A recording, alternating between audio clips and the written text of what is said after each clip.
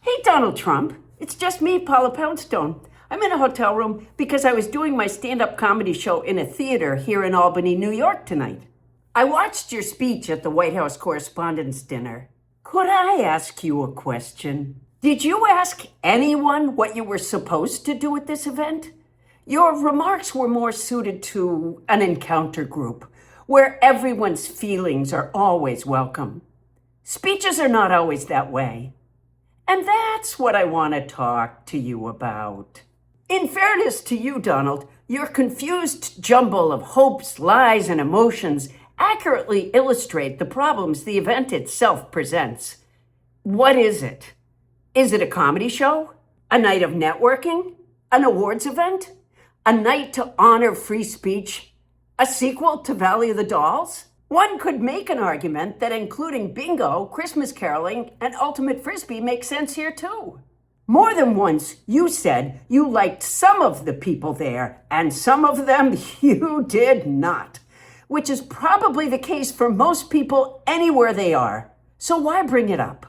It's like saying, thank you for coming. Tonight we're going to breathe oxygen and shift on our butt cheeks in our chairs. Or you might have said, tonight, most of us will have blood coursing through our veins, and then cast a knowing look towards Stephen Miller. It's true, but it goes without saying, and it doesn't really hold the listener's interest. You haven't attended as president in the past because you were afraid you'd be made fun of. I wish you had had that kind of spidey sense before you illegally attacked Iran or had your pool guy, Tony the Mustache, repair the reflecting pool.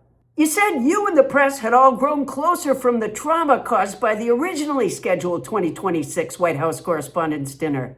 Yeah, you haven't. But many of them grew closer on January 6th. You were an emotional yo-yo. You insulted the press, you said they didn't treat you fairly, and then you said you respected them. Do you own a dictionary? You sounded like a wife beater. The reviews I looked at said you bombed.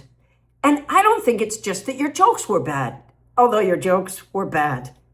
It's also that you insisted on using your rally material, 19.2 trillion in foreign investments.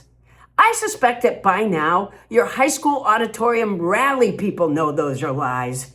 And I can assure you that everyone in the White House Correspondents Association does. I wish the press didn't fall for your pull my finger as often as they do. It's not because they believe you. It's because they haven't figured out how to say, come on, Uncle Donnie, that was gross the first time you did it. Your jokes were bad. And in the midst of telling them badly, you said Fallon and Kimmel and Colbert had no talent, which is kind of like serving your dinner guests dog waste and warning them to stay away from the apple pie your neighbor brought over. One feature of the White House Correspondents' Dinner used to be that each member of the press invited a celebrity or a politician to join them.